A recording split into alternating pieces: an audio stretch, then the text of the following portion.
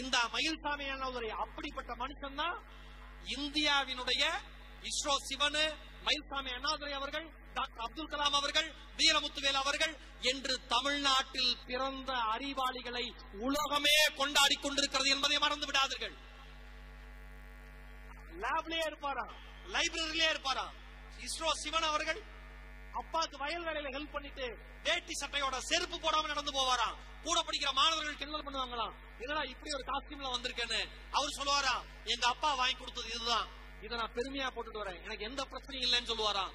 உங்களுடைய உடை, உங்களுடைய அழகு, உங்களுடைய உயரம், உங்களுடைய நிறம், உங்களுடைய சொத்து, நீங்க எந்த கார்ல வந்து இறங்குறீங்க, எந்த பைக்ல வந்து இறங்குறீங்க, எப்படிப்பட்ட வீட்ல இருக்கீங்க, பர்ஸ்ல எவ்வளவு பணம் வச்சிருக்கீங்க, என்ன மாதிரி நகை போடுறீங்க, என்ன மாதிரி செருப்பு போடுறீங்க, என்ன மாதிரி வாட்ச் போடுறீங்க, இது எதுவுமே உங்களுக்கான அடையாளம் அல்ல.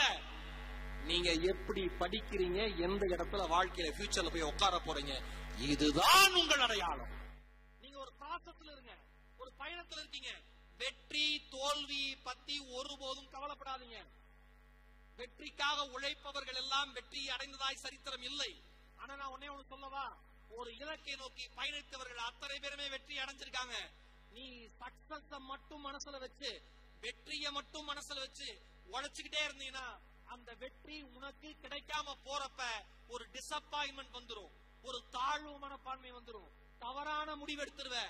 ஒவ்வொரு தேர்வுக்கு முன்னாடியும், ஒவ்வொரு அரசாங்க தேர்வு முடிஞ்சு ரிசல்ட் வந்ததுக்கு அப்புறமும் தமிழ்நாட்டினுடைய முதல்வர்கள் ஒரு தந்தை போல் கவலைப்படுகிற ஒரு விஷயம், எல்லாரும் கவலைப்படுற விஷயம் என்னன்னா, ரிசல்ட்ல ஃபெயில் ஆயிட்டோம் அப்படின்னா தவறான முடிவு எடுக்கிறது.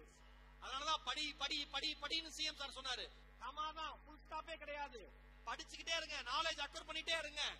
ஒரு இடத்துல போய் நீங்க உட்கார்றப்ப உங்களை பார்த்து அத்துணை பேரும் பிரமிக்கிற வகையிலே உங்களுடைய அறிவு அடுத்தவர்களுக்கு தெரியட்டும். உழைப்பு மட்டும்தான் இந்த உலகத்துல மிகப்பெரிய அளவுல வந்திருக்கு. விருதுநகர்ல பரோட்டா ஸ்டால்ல பார்ட் டைமா வேலை பார்த்துட்டு ஒரு பையன் 12வதுல 85% எடுக்க முடியுதுன்னா எந்த சிரமமும் தராத நம் தாய் தந்தைக்கு நாம் தருகிற பரிசு நல்ல மதிப்பெண்கள். வரலையா டிசப்பாயிண்ட் ஆகாத, அம்மா அப்பா கூப்பிட்டு உட்கார வச்சு பேசு, நான் உழைச்சேன், சரியா மார்க் வரல, எதுல விட்டேன்னு தெரியல, ஆனா நான் ஜெயிக்காம விட மாட்டேன்னு மட்டும் நீ நினைச்சுக்கோ. அழுத்தங்கள் தான் வாழ்க்கையே சீரமைக்கும்.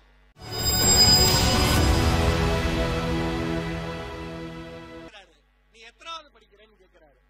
4ஆம் வகுப்புன்னு சொல்லுது, 4th ஸ்டாண்டர்ட் அப்படிங்குது. உன்னை நீ என்னவா ஆகணும்னு ஆசைப்படுறேன்னு கேட்கிறாரு. சிங்கர் அப்படின்னு சொல்லுது. நீ யோசிச்சு பாருங்க, இந்திய நாட்டினுடைய ஜனாதிபதி பேசுகிறார், 4ஆம் வகுப்பு படிக்கிற குழந்தை, நான் பேசுற இடத்துல கலாம் ஐயா இருக்காருன்னா இந்த இடத்துல அந்த குழந்தை நிக்குது, எந்த பயமுமே இல்லாம அந்த குழந்தை சொல்லுது. நாம படிக்கிறப்ப என்ன சொல்லிருப்போம் சின்ன வயசுல, கலெக்டர் ஆவேன், டிஎஸ்பி ஆவேன், ஐபிஎஸ் ஆயிருவேன், ஐஎஃப்எஸ் ஆயிருவேன். இப்ப என்ன பண்ற, 12வது பெய் கனவு அது கிடையாது. அந்த குழந்தை சொல்லுது, நான் சிங்கரால ஆவேங்குது. உடனே கலாம் கேட்கிறாரு, ஹிந்துஸ்தானியா கர்நாடிக் சிங்கரானு. அந்த குழந்தைக்கு டக்குன்னு பதில் சொல்ல தெரியல.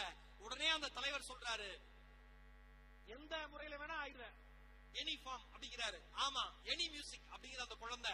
நல்லா ஞாபகம் வச்சுங்க, ஒரு குழந்தைகிட்ட கேள்வி கேட்கறது முக்கியம் இல்ல, அந்த குழந்தை கேள்வி கேட்டு தடுமாறுகிற பொழுது கேள்வி கேட்டவரே பதில் சொல்லணும். இப்படி இருந்த ஒரே தலைவர், ஒரே ஜனாதிபதி டாக்டர் அப்துல் கலாம் என்பதில் நாம் பெருமை கொள்வோம். ஓ, எனி மியூசிக் ஓகே அப்படின்ட்டு அவர் சொல்றாரு, நான் எப்படி கிரேட்டா வந்தேன்னு கேட்கறேன்னு சொல்லிட்டு சிரிக்கிறாரு, எனக்கு தெரியலன்னு சொல்லிட்டு.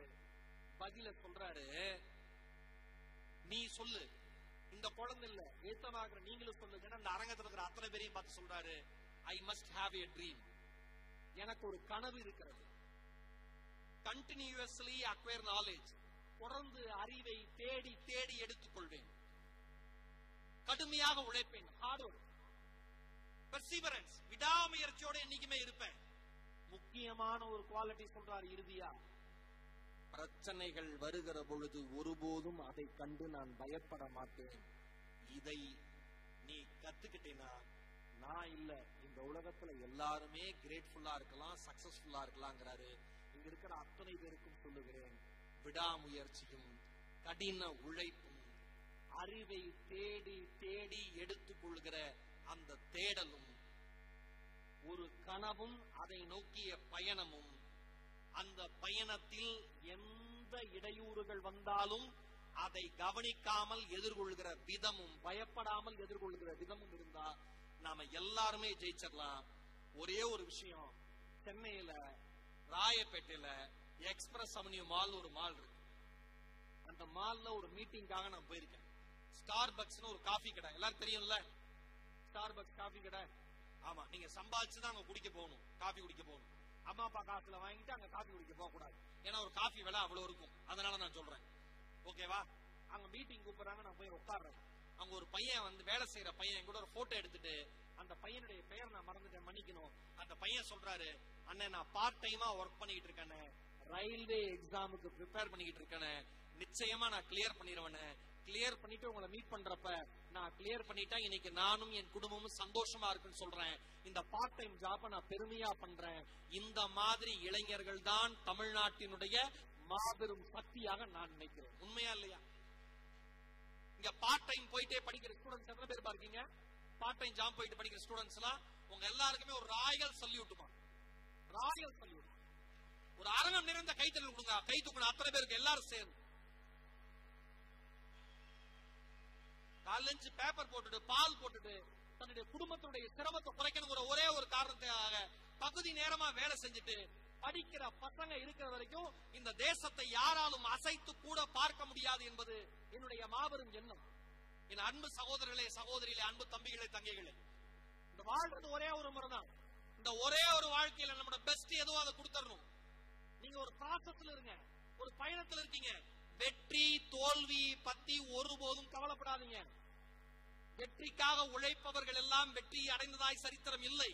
ஆனா நான் ஒன்னே ஒண்ணு சொல்லவா, ஒரு இலக்கை நோக்கி பயணித்தவர்கள் அத்தனை பேருமே வெற்றி அடைஞ்சிருக்காங்க. நீ சக்சஸ் மட்டும் மனசுல வச்சு, வெற்றியை மட்டும் மனசுல வச்சு உழைச்சுக்கிட்டே இருந்தீங்கன்னா அந்த வெற்றி உனக்கு கிடைக்காம போறப்ப ஒரு டிசப்பாயின்மெண்ட் வந்துரும், ஒரு தாழ்வு மனப்பான்மை வந்துரும், தவறான முடிவு எடுத்துருவ. ஒவ்வொரு தேர்வுக்கு முன்னாடியும், ஒவ்வொரு அரசாங்க தேர்வு முடிஞ்சு ரிசல்ட் வந்ததுக்கு அப்புறமும் தமிழ்நாட்டினுடைய முதல்வர்கள் ஒரு தந்தை போல் கவலைப்படுகிற ஒரு விஷயம், எல்லாரும் கவலைப்படுற விஷயம் என்னன்னா, ரிசல்ட்ல ஃபெயில் ஆயிட்டோம் அப்படின்னா தவறான முடிவு எடுக்கிறது. நீட்ல எதிர்பார்த்த மார்க் வரலையா, தவறான முடிவு எடுக்கிறது.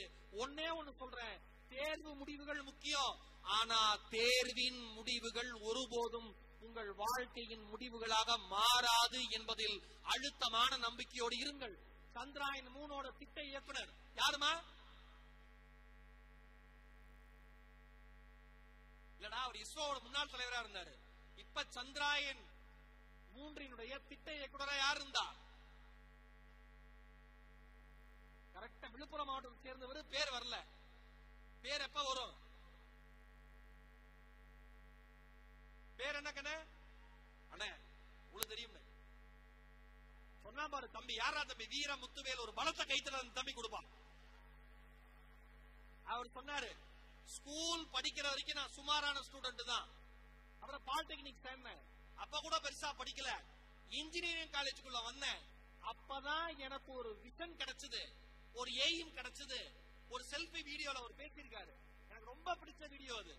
நீங்க மரியாதைக்குரிய வீரமுத்துவேல் அவர்களை பத்தி அந்த செல்ஃபி வீடியோ பாருங்க. சந்திராயன் 3 சக்சஸ்ஃபுல்லா லான்ச் ஆனதுக்கு அப்புறம் அவர் பேசுறது, அவர் சொல்றாரு, வாழ்க்கை எந்த தருணத்தில் வேண்டுமானாலும் உங்களை மாற்றலாம், அதற்கு நீங்கள் தயாராக இருந்தால் மட்டும் போதும். இவ்வளவுதான். நீங்க ரெடியா இருங்க. இது வரைக்கும் இழந்ததை நினைச்சு கவலைப்படாதீங்க. 12th சரியா மார்க் எடுக்கல, இது வரைக்கும் நடந்த செமஸ்டர்ல பெருசா மார்க் எடுக்கல, எந்த நிமிஷத்துல வேணா வாழ்க்கையை மாற்றக்கூடிய சக்தி உங்ககிட்ட இருக்கு, நீங்க மாத்திக்கலாம், அச்சீவ் பண்ணலாம். அவ்வளவுதான். அவர் சொல்லிட்டு சொல்றாரு, இவ்வளவு சுமாரா படிச்ச நானே சந்திராயனுடைய திட்ட இயக்குனரா வந்திருக்கேன், நீங்க எல்லாம் இன்னும் பெரிய லெவல்ல வருவீங்கன்னு அந்த வீடியோ அவர் முடிக்கிறார். என் அருமை சகோதரர்களே, சகோதரிகளே, தேர்வு முடிவுகள் வாழ்க்கையின் முடிவுகளே இல்ல. அதனால நீங்க ரிசல்ட்டுக்காக படிக்காதீங்க, நல்லா படிக்கணும், அறிவை தெரிஞ்சுக்கணும்னு படிங்க. மத்ததுக்காக எல்லாம் நீங்க பெருசா உழைக்கணும்னு அவசியமே கிடையாது. படிச்சுக்கிட்டே இருங்க, அது ஒரு ப்ராசஸ். அதனாலதான் படி படி படி படின்னு சிஎம் சார் சொன்னாரு. ஆமாதான், ஃபுல் ஸ்டாப்பே கிடையாது. படிச்சுக்கிட்டே இருங்க, நாலேஜ் அக்வயர் பண்ணிட்டே இருங்க. ஒரு இடத்துல போய் நீங்க உட்கார்றப்ப உங்களை பார்த்து அத்துணை பேரும் பிரமிக்கிற வகையிலே உங்களுடைய அறிவு அடுத்தவர்களுக்கு தெரியட்டும். உழைப்பு மட்டும்தான் இந்த உலகத்துல மிகப்பெரிய அளவுல வந்திருக்கு. விருதுநகர்ல பரோட்டா ஸ்டால்ல பார்ட் டைமா வேலை பார்த்துட்டு ஒரு பையன் 12வதுல 85% எடுக்க முடியுதுன்னா எந்த சிரமமும் தராத நம் தாய் தந்தைக்கு நாம் தருகிற பரிசு நல்ல மதிப்பெண்கள் வரலையா, டிசப்பாயிண்ட் ஆகாத. அம்மா அப்பா கூப்பிட்டு உட்கார வச்சு பேசு, நான் உழைச்சேன், சரியா மார்க் வரல, எதுல விட்டேன்னு தெரியல, ஆனா நான் ஜெயிக்காம விட மாட்டேன்னு மட்டும் நீ நினைச்சுக்கோ. அழுத்தங்கள் தான் வாழ்க்கையே சீரமைக்கும். அழுத்தம் தான். ஒரு அழுத்தம் இருந்தாதான் குக்கர்ல இருக்கிற அரிசி சோறாம வருது. கரெக்டா? அழுத்தம் வரப்பலாம் குக்கர் என்ன பண்ணுது? பிரஷர் வரப்பலாம் குக்கர் என்ன பண்ணுது? விசில் அடிக்குது. கரெக்டா? ஒரு குக்கர் கூட தனக்கு வர அழுத்தத்தை விசில் அடிச்சு கொண்டாடுது. மனுஷன் மட்டும்தான் பிரஷர் வந்தா எனக்கு மட்டும் ஏன் இப்படி நடக்குது, எனக்கு மட்டும் ஏன் இப்படி நடக்குது, எனக்கு நடந்தது உங்களுக்கு நடந்ததுன்னா நீங்க போய் சேர்ந்திருப்பீங்க, இப்படி எல்லாம் புலம்புறது மனுஷன் தான். ஆனா அவனுக்கு 6 அறிவுன்னு பேரு. எந்த சிங்கமும் ஒரு மானை துரத்தி அந்த மான் கிடைக்கவில்லையே என்பதற்காக மலை உச்சியில் நின்று கீழே விழுந்து தற்கொலை செய்து கொண்டதாய் வரலாறே கிடையாது. ஆனா அதுக்கு 6 அறிவு இல்லைன்னு இந்த 6 அறிவு மனுஷன் எல்லாம் பெருமையா பேசுவான். இவன் மட்டும்தான் நினைச்சது ஒண்ணு அச்சீவ் பண்ண முடியலன்னா இனிமேல் நான் வாழ தகுதியே இல்லைன்னு கீழே விழுந்து தற்கொலை பண்ணிப்பான். தற்கொலை எப்பொழுதும் முடிவே அல்ல. நான் ஒன்னே ஒண்ணு சொல்றேன், உனக்கு பிடிச்ச ஒரு வாசகம், வாழ்க்கையை வாழ பிடிக்கவில்லையா, வாழ்க்கையை வாழ பிடிக்கவில்லையா, போய் தற்கொலை செய்து கொள். அவன் ஒரு ஸ்டெப் வைக்கிறான், அடுத்த வாசகம் வருது, 1 நிமிடம் தற்கொலை செய்து கொள்கிற அளவிற்கு தைரியம் இருக்கிறதா, வா வந்து வாழ்ந்து காட்டு. இதுதான் எனக்கு பிடிச்ச வாசகம். தவறான முடிவுகள் எல்லாமே தவறான முடிவு தான். ஒருபோதும் தீர்வு கிடையாது. ஒரு செகண்ட்ல நீங்க தவறான முடிவு எடுத்துட்டு காணாம போயிருவீங்க. உங்களால் ஏற்படுகிற அந்த இழப்பும் வலியும் கண்ணீரும் அம்மா அப்பா இருக்கிற இறுதி நாள் வரை தீராம இருக்கும். தயவு செஞ்சு படிக்கும். வாழ்க்கையில எந்த பிரச்சனைகள் வந்தாலும் பாத்துக்கலாங்கிற தெம்போட தைரியத்தோட இருங்க. ஒவ்வொரு நாளும் சிறப்பா வாழுங்கிற எண்ணத்தோட இருங்க. பார்க்கிற மனிதர்களிடம் அன்பை செலுத்த வேண்டும் என்ற எண்ணத்தோட இருங்க. முடிந்தவரை நூலகத்தை பயன்படுத்துங்க. இந்த கோயம்புத்தூர்ல மாவட்டத்துல கோதவாடியில பிறந்தவர் தான் மயில்சாமி அண்ணாதுரை அவர்கள். அந்த மயில்சாமி அண்ணாதுரை அவர்கள் அவர் பண்ண மேஜிக் இருக்கு பாருங்க. 1ஆவதுல மாட்டு கொட்டாயில உட்கார்ந்து படிச்சவரு. 2வது படிக்கிறப்ப ஒரு மாரியம்மன் கோயில் திண்ணை மாதிரி ஒரு இடத்துல, 3ஆவதுல இருந்து தான் ஸ்கூல் மாதிரியே ஒரு இடம் கிடைச்சது. இப்படிதான் ஆரம்பிச்சது அவருடைய வாழ்க்கை. 8வது 9வது 10வது படிக்கிறப்பலாம் 10ல இருந்து 12 கிலோமீட்டர் நடந்து போய் படிச்ச மனுஷன் இந்த மயில்சாமி அண்ணாதுரை. அப்படிப்பட்ட மனுஷன் தான் இந்தியாவினுடைய இஸ்ரோ சிவனு, மயில்சாமி அண்ணாதுரை அவர்கள், டாக்டர் அப்துல் கலாம் அவர்கள், வீரமுத்துவேல் அவர்கள் என்று தமிழ்நாட்டில் பிறந்த அறிவாளிகளை உலகமே கொண்டாடி கொண்டிருக்கிறது என்பதை மறந்து விடாதீர்கள். லேப்லயே இருப்பாராம், லைப்ரரியிலே இருப்பாராம். இஸ்ரோ சிவன் அவர்கள் அப்பாக்கு வயல் வேலையில ஹெல்ப் பண்ணிட்டு வேட்டி சட்டையோட செருப்பு போடாம நடந்து போவாராம். கூட படிக்கிற மாணவர்கள் கிண்டல் பண்ணுவாங்களாம், இதெல்லாம் இப்படி ஒரு காஸ்டியூம்ல வந்திருக்கேன்னு. அவர் சொல்லுவாராம், எங்க அப்பா வாங்கி கொடுத்தது இதுதான், இதை நான் பெருமையா போட்டுட்டு வரேன், எனக்கு எந்த பிரச்சனையும் இல்லைன்னு சொல்லுவாராம். உங்களுடைய உடை, உங்களுடைய அழகு, உங்களுடைய உயரம், உங்களுடைய நிறம், உங்களுடைய சொத்து, நீங்க எந்த கார்ல வந்து இறங்குறீங்க, எந்த பைக்ல வந்து இறங்குறீங்க, எப்படிப்பட்ட வீட்ல இருக்கீங்க, பர்ஸ்ல எவ்வளவு பணம் வச்சிருக்கீங்க, என்ன மாதிரி நகை போடுறீங்க, என்ன மாதிரி செருப்பு போடுறீங்க, என்ன மாதிரி வாட்ச் போடுறீங்க, இது எதுவுமே உங்களுக்கான அடையாளம் அல்ல. நீங்க எப்படி படிக்கிறீங்க, எந்த இடத்துல வாழ்க்கையில ஃபியூச்சர்ல போய் உட்கார போறீங்க, இதுதான் உங்கள் அடையாளம். இது எல்லாம் ஆக்சசரிஸ். மானத்தை மறைப்பதற்கு ஒரு ஆடை அவ்வளவுதான், மணி காட்டுவதற்கு ஒரு கடிகாரம் அவ்வளவுதான், பேசுவதற்கு ஏதோ ஒரு போன் அவ்வளவுதான். ஆனால் படிப்பு மட்டும்தான் உங்கள் தலைமுறையினுடைய தலையெழுத்தை மாற்றும் என்று நம்புங்கள். வேற எதுவுமே மாத்தாது, வேற எதுவுமே மாத்தாது. படிப்பு மட்டும்தான். படிச்சா மட்டும்தான் அன்பு வரும், படிச்சா மட்டும்தான் பண்பு வரும், படிச்சா மட்டும்தான் அனைவரும் சமம் என்று பார்க்க தோன்றும், படிச்சா மட்டும்தான் குடும்பத்தினுடைய உண்மையான சூழல் புரியும், படிச்சா மட்டும்தான் எல்லாரும் மனுஷங்கிற உணர்வு வரும், படிச்சா மட்டும்தான் மனிதனுக்கு மனிதன் உதவி புரிவதுதான் மானுட தாற்பயம் என்று புரியும், படிச்சா மட்டும்தான் சக மனிதன் கண்ணீர் சிந்துகிற பொழுது அந்த வலி உன் மனதுக்குள் ஏற்படும், படிச்சா மட்டும்தான் உலகத்தில் ஏதோ ஒரு இடத்தில் நடக்கிற போர் நாளை நமக்கும் நடக்கலாம் என்கிற அறிவு வரும், படித்தால் மட்டும்தான் நம் தலைமுறையுடைய தலையெழுத்து மாறும் என்கிற எண்ணம் வரும். அதனால் படியுங்கள் என்று இந்த அன்பு சகோதரன் உங்களுக்கு ஒரு மிகப்பெரிய வேண்டுதலை அக்கறையோடு சொல்லி வாழ்வது ஒருமுறை வாழ்த்தட்டும் இனி வருகிற தலைமுறை. நம் பிறப்பு தரித்திரமாக இருந்தாலும் இறப்பு சரித்திரமாக இருக்கட்டும். நாளைய வரலாறு நம் பெயர் எழுதட்டும். மீண்டும் இந்த அரங்கத்தில் அமர்ந்திருக்கிற 7000க்கும் மேற்பட்ட மாணவர்களுக்கு ஒரு அன்பான வேண்டுகோள்.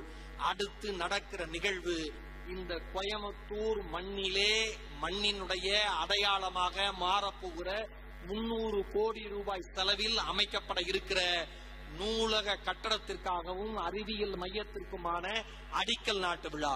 அந்த நிகழ்வு இந்த மேடையில் நடந்தேறி கொண்டிருக்கிற பொழுது உலகத்திலேயே, இந்தியாவிலேயே, தமிழகத்திலேயே மிக சிறந்த மாணவர்கள், நம் கொங்கு மண்டலத்தை சார்ந்த, கோவையை சார்ந்த மாணவர்கள் என்கிற பெயர் எடுக்கும் வகையிலே நீங்கள் நடந்து கொள்வீர்கள் என்கிற எண்ணத்தோடு இந்த சகோதரன் என் பேச்சை நிறைவு செய்கிறேன்.